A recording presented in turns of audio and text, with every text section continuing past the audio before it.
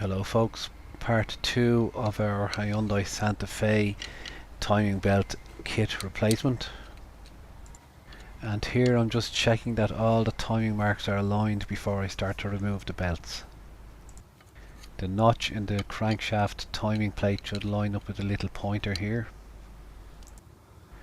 And the notch in the oil pump sprocket here should line up with the pointer coming out of the engine.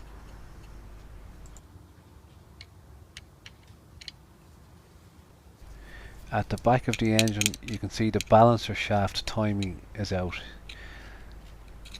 and the reason for that is because the belt, the small drive belt, all the teeth have sheared off.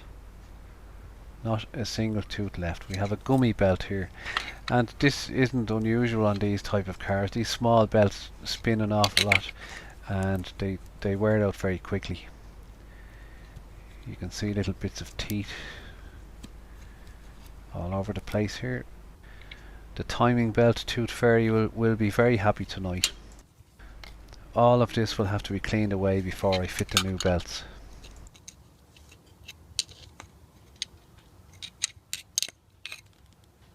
I'm removing the timing belt tensioner here, and this is held by two 12mm bolts.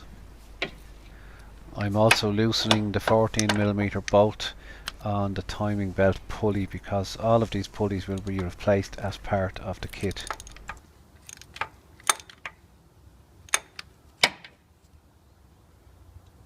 The crankshaft sensor has to be moved out of the way so that I can get to the small belt.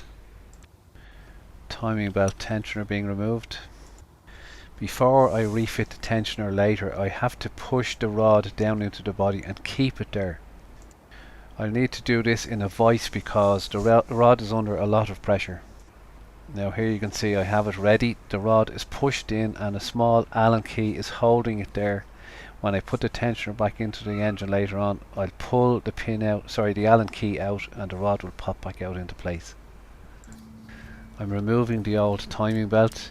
Now the camshafts will move off time here. You can lock them beforehand to keep them in position, or do as many mechanics do, just line them up before fitting the new belt.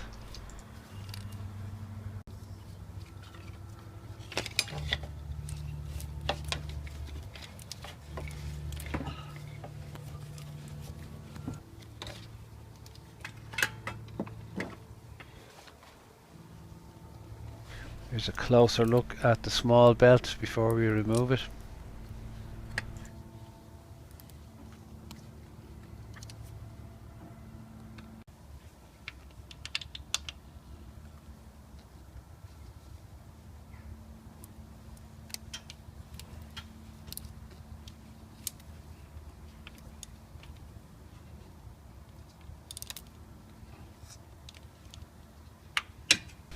This is how the tensioner works: up to tension, down to slacken.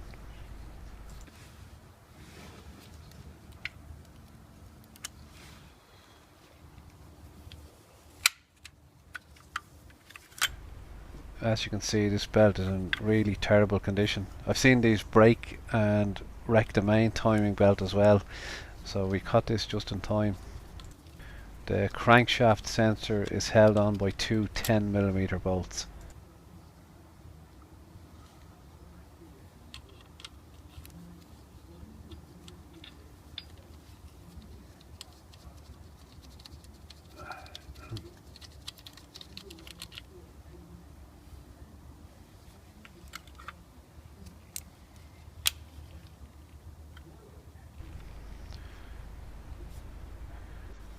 The crankshaft sprocket just pulls away, and the timing plate next. These bend very easily, so you need to be very careful when pulling these off.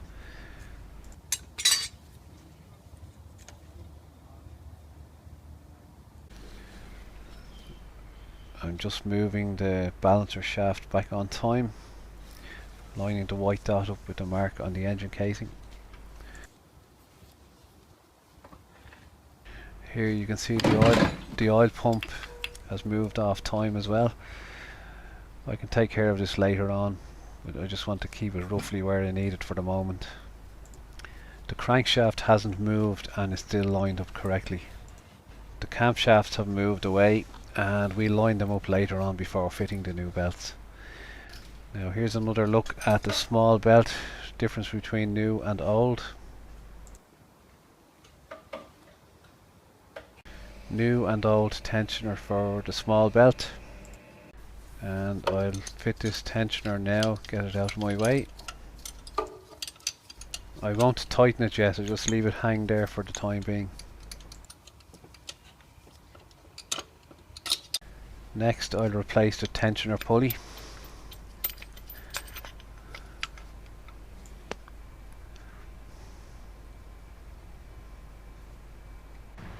You can see the new and old ones here.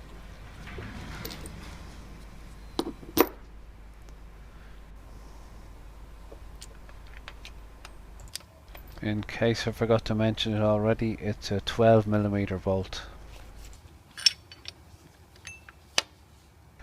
I'll also be replacing the pulley that's hidden under the power steering pump bracket.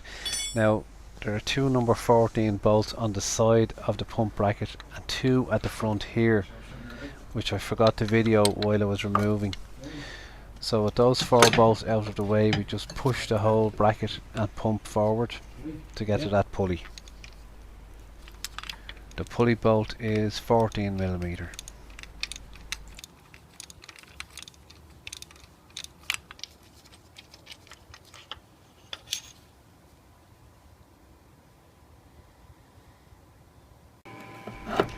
Once again, old and new pulley side by side. Part 3 of this video will be the final part and will show me fitting the timing belt and lining everything back up and reassembling.